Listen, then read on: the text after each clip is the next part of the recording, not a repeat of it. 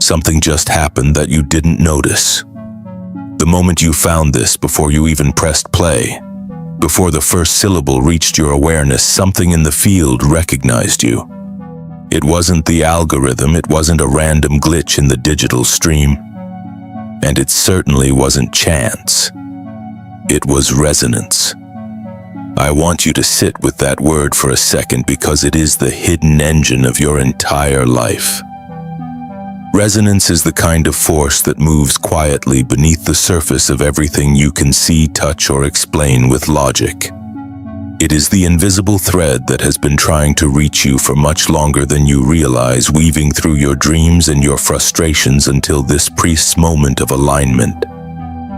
Stop for a moment. Just stop. I want you to actually feel where you are right now, not just geographically, but internally. Feel the weight of the last few weeks, maybe the last few months, sitting somewhere in your body. Perhaps it's a tightness in your chest, a heavy pressure on your shoulders, or a dull, persistent ache behind your eyes that sleep doesn't seem to touch. You have been carrying something immense. You have been holding the line in ways that most people around you cannot even see, let alone acknowledge. You have been navigating a landscape of shifting shadows, trying to keep your orientation while the markers you once trusted have slowly vanished. And the universe, that vast, breathing intelligence that moves through the spaces between atoms, has been sending you signals. It started with whispers, small, strange coincidences that you dismissed as luck. Then it got louder. Synchronicities that made you pause for a heartbeat before your mind rushed in to rationalize them away. And now you are here. This is not content. This is not just another video to fill the silence of your afternoon. This is a transmission that was waiting for you to be exactly ready enough to receive it. And here you are, at the perfect coordinate of time and space. I want you to understand something fundamental before we go any deeper together. The fact that you are still here, still standing, and still fundamentally yourself after everything that has pushed against you is not a small thing. It is not a given. There have been forces in your environment, cultural, social, and perhaps even closer to home, that have attempted to edit you. There is a silent, pervasive pressure in the world that is designed to flatten everything unusual, everything luminous, and everything that refuses to fit into a pre-approved box. This pressure wants you to be predictable, manageable, and dim. Yet somehow you haven't folded. You haven't surrendered your essential nature to the crushing weight of the normal. You haven't traded your depth for a shallow convenience. In the quantum architecture of reality, that refusal to fold is one of the most powerful and rare signals a consciousness can emit. It creates a specific ripple in the field, a frequency signature that marks you as a point of interest for the intelligence of the universe. But here is the part that no one tells you about that signal. It doesn't just describe who you are, it determines what can reach you. It acts as a jurisdictional boundary. It decides what the universe is allowed to send back to you and what must remain at a distance. And right now, in this very moment that you chose to step into, the universe is trying to tell you something specific. It is trying to communicate something that your entire life has been building toward in ways that only start to make sense when you finally learn to read the language it has been speaking all along. Before we talk about the mechanics of how reality communicates with consciousness, I need you to feel the truth of your own depth. There is a particular kind of person who moves through the world with a certain weight. It isn't the weight of failure or the heaviness of weakness, it is the weight of depth. It is the burden of someone who feels things more completely than the people around them, who holds more awareness in a single glance than others do in a lifetime, and who cares about truth and integrity in a world that often rewards neither. You know this weight because you've carried it since you were a child. You felt it in those moments when you looked around at people who seemed lighter, less complicated, and less burdened by the need to understand the why behind the what. You've wondered if something was wrong with you. You've wondered if you were too much, or perhaps in your darkest hours, if you were somehow not enough because you couldn't just be simple. You felt miscalibrated for the world you found yourself in, like an instrument tuned to a scale that no one else was playing. Let that thought land and then let it dissolve, because here is the truth that changes the trajectory of your existence. That weight is not a malfunction. That depth is not a defect. That sensitivity, that refusal to be simple when you are beautifully complex, that inability to pretend you don't feel what you feel or know what you know, that is your quantum signature. That is the specific frequency the universe has been trying to reach. Every signal it has been sending, every strange coincidence, every moment of inexplicable knowing, and every time the right words found you at the exact second you were about to give up. All of it has been addressed to that exact frequency. It has been addressed to you, specifically and precisely. You see, most people spend their entire lives walking through a universe that is constantly, vibrantly communicating, and yet they hear almost none of it. They aren't unintelligent or spiritually closed in a judgmental sense. They simply were never taught the language. We are raised to believe that communication requires words, that it requires a sender and a receiver and a clear, logical medium. But the universe does not speak in words. It speaks in patterns. It speaks in the timing of an event that happens a second too late or a second too early. It speaks in the quality of a feeling that arrives in your gut without any logical explanation. It speaks in the dream that stays with you for 3 days, refusing to fade into the fog of the morning. It speaks through the stranger who says the one specific thing you needed to hear, or the door that keeps refusing to open no matter how hard you push against it. This is not metaphor, this is mechanics. This is the practical application of quantum field theory to the human experience. The science that describes the fundamental nature of reality tells us that everything is vibration. Everything, the chair you're sitting in, the air moving through your lungs, and even the thoughts currently shifting through your mind is energy in motion. We live in a world of particles that are also waves, of matter that is also frequency. At this foundational level, before reality becomes the solid, predictable world you navigate every day, everything is in constant, instantaneous communication. Everything is entangled. Everything is responsive. The ancient ones understood this long before we had the mathematics to prove it. Before the language of physics existed, wisdom traditions across every culture on Earth were describing this same fundamental truth. The Vedic seers spoke of Indra's net, a cosmic web where every jewel reflects every other jewel infinitely. Hermetic philosophers taught as above, so below, as within, so without, acknowledging the mirroring nature of reality.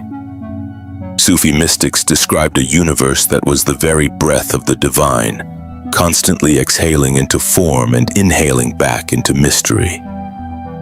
Modern quantum physicists call it non-locality, entanglement, and the observer effect. These are different languages for the exact same truth. The universe is not a machine running indifferently in the dark. It is a living, responsive, communicating field of intelligence. And you are not a separate observer looking in, you are a node within that field. You are a receiver and a transmitter simultaneously. The quality of what you transmit determines the quality of what the field sends back to your coordinate. This is the principle that is currently rewriting your reality. Your frequency is not just something you have, like a mood. It is something you are. Every thought you hold with consistency. Every emotion you return to as a habit.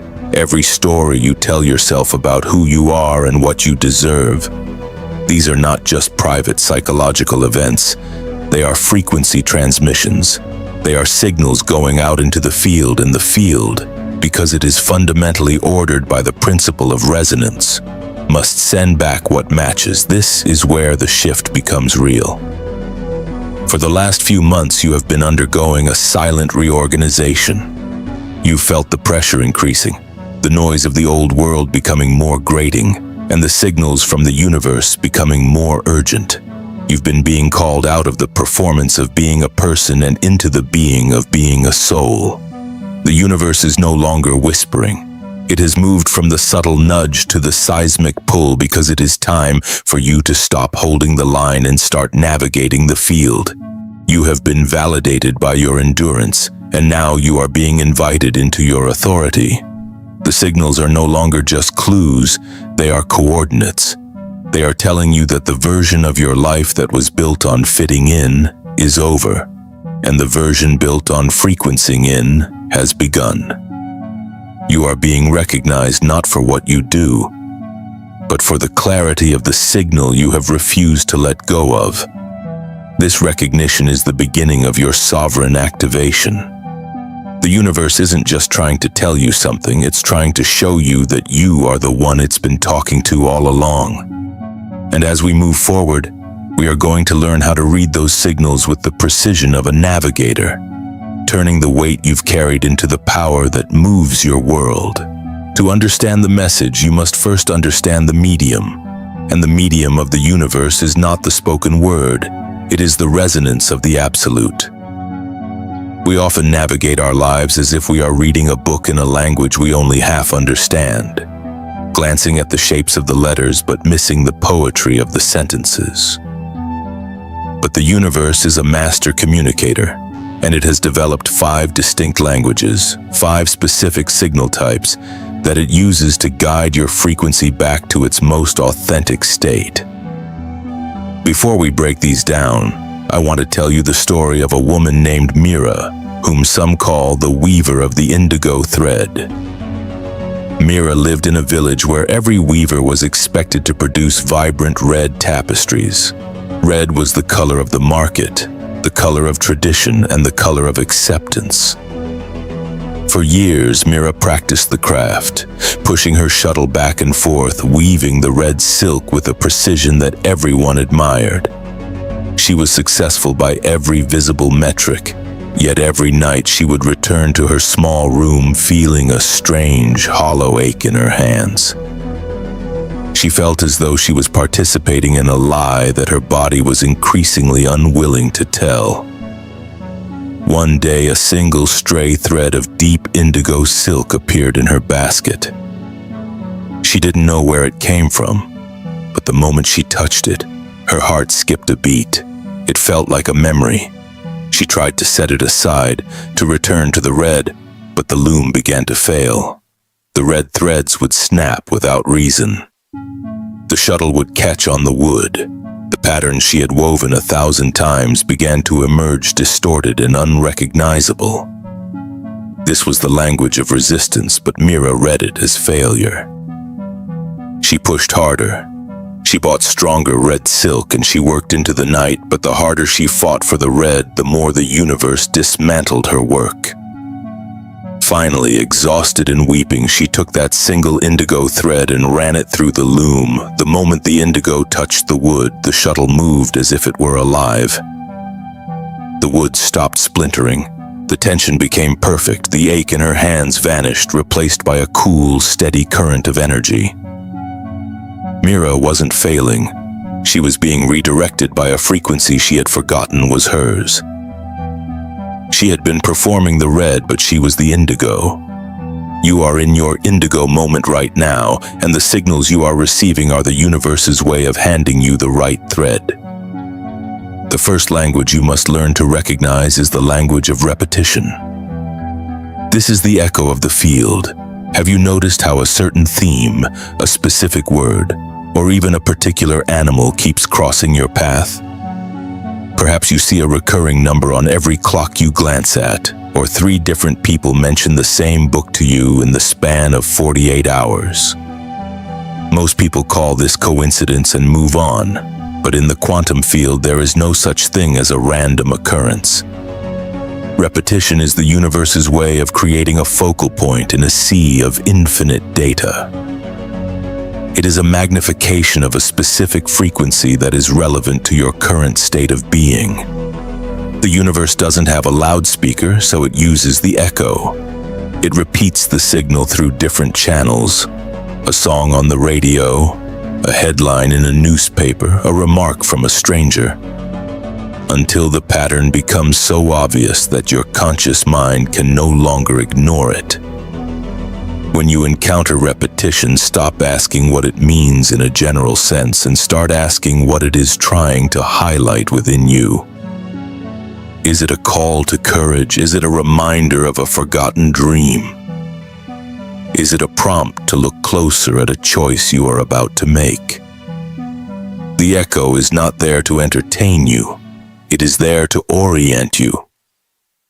The second language, and perhaps the most difficult to master, is the language of resistance. We are conditioned to believe that if we want something badly enough, we should be able to force it into existence through sheer will. We are told that no is just an obstacle to be overcome. But in the architecture of the absolute, persistent, inexplicable resistance is often a profound act of mercy. When the door refuses to open despite your best efforts, when the job offer falls through at the last second, or when the relationship you fought for continuously dissolves, the universe is not punishing you. It is protecting the integrity of your frequency. It is preventing you from entraining with a field that would eventually diminish or destroy your coherence. Resistance is the universe's way of saying, "This is not your thread." If Mira had succeeded in weaving that red tapestry, she would have remained a master of a craft that was killing her soul. The resistance she met was the only thing that could force her to look at the indigo. When you meet resistance, don't just push harder. Pause. Ask yourself, what is this protecting me from? What higher alignment is this creating space for? Sometimes the greatest gift the universe gives you is the thing it refuses to let you have. The third language is the inexplicable knowing, the silent whisper of intuition that travels faster than the speed of thought. This is the signal that arrives before the evidence. It is that sudden, sharp certainty that you should leave a party, even though you're having a good time. It is the feeling that a person is not who they claim to be, even though they are saying all the right things. It is the gut feeling that has saved your life more times than you can count. This is your consciousness operating at the non-local level of the quantum field, where information is not limited by time or space. Your halo, your energy field, is receiving data that your physical eyes and ears haven't processed yet. It is a direct transmission from the absolute to your cellular intelligence. The tragedy of the modern world is that we have been taught to prioritize logic over knowing, to demand proof before we trust our own resonance. But logic is a slow, linear process, while knowing is instantaneous and multidimensional. To read the signal of knowing, you must learn to trust the first flash. The second thought is usually just the ego trying to rationalize the truth back into something comfortable. The first flash is the universe speaking. The fourth language is the arrival, the perfect timing of the absolute. This is the opposite of resistance. This is what happens when you finally pick up the indigo thread. It is the meeting that happens because you missed your bus. It is the phone call that comes the moment you were thinking of someone. It is the solution that appears on the very day you stop trying to figure it out. The arrival is the hallmark of alignment. It is the evidence that your frequency is finally coherent with the field of your highest potential. When you are in the flow of the arrival, life takes on a quality of effortless grace. You don't have to hunt for opportunities, they seek you out. You don't have to recruit the right people, they gravitate toward your signal. This is not magic, it is the natural operation of resonance. Two systems vibrating at the same frequency must, by the laws of physics, eventually find each other. The arrival is the universe's confirmation that you have stopped performing and started being. It is the reward for the courage it took to let the red threads snap. Finally, there is the fifth language, the breakdown. This is the most misunderstood and feared signal of all. It is the moment when the structures of your life, your career, your primary relationship, your very sense of identity seem to collapse simultaneously. It feels like a catastrophe, like a failure of the universe to care for you. But the breakdown is actually the universe's most radical act of renovation. You cannot build a temple of light on a foundation of sand, and often the lives we have built are held together by old frequencies, inherited traumas, and performative identities. When the universe initiates a breakdown, it is stripping away everything that is not essentially you. It is removing the interference patterns so that the clean signal of your true nature can finally emerge. It is painful, yes. It is disorienting, absolutely. But it is also the clearing that precedes the activation. Every breakdown you have ever survived was an invitation to a higher level of coherence. It was the universe removing the red tapestries so you could finally see the loom. These 5 languages are not separate. They are a continuous dialogue. The universe is using them right now to weave a new reality around you. It is testing your resonance, refining your signal, and preparing you for an expansion that your old self wouldn't have been able to survive. The weight you feel is the pressure of this calibration. The losses you've endured are the shedding of the red threads. And the stillness you are starting to find in the midst of it all is the sign that you are beginning to hear the music. You are no longer just a weaver. You are becoming the cloth. You are becoming a coherent expression of the absolute, a node of light in a field that is finally ready to recognize you. The signals will continue to come, and they will get clearer as you get quieter. Your task is not to figure it all out. Your task is to stay open, to stay honest, and to keep reaching for the indigo thread. The conversation has only just begun, and the universe has so much more to tell you. It is speaking to you in the silence between your heartbeats, in the patterns of your days, and in the very depth of the weight you carry. Listen, not with your ears, but with your entire field. The truth is already there, waiting for you to recognize it. You are the navigator, the weaver, and the field all at once. Every repetition is a compass point, every resistance a safe harbor, every knowing a starlit map, every arrival a destination reached, and every breakdown a new world being born. Step into the language. Step into the absolute. Your frequency is no longer a question. It is the answer the universe has been waiting for you to speak. Embrace the indigo. Release the red and watch as the tapestry of your true life finally begins to take shape before your very eyes. You have reached the point where the signals become the reality and the reality becomes the signal. The activation is in your hands now. Everything we have explored so far, from the secret languages of the universe to the visceral story of the weaver, has been leading us to this final threshold of recognition. We have moved through the decoding of signals and the understanding of resistance, but now we must speak of the architecture itself, the structure that all these cosmic messages have been designed to reveal and activate within you.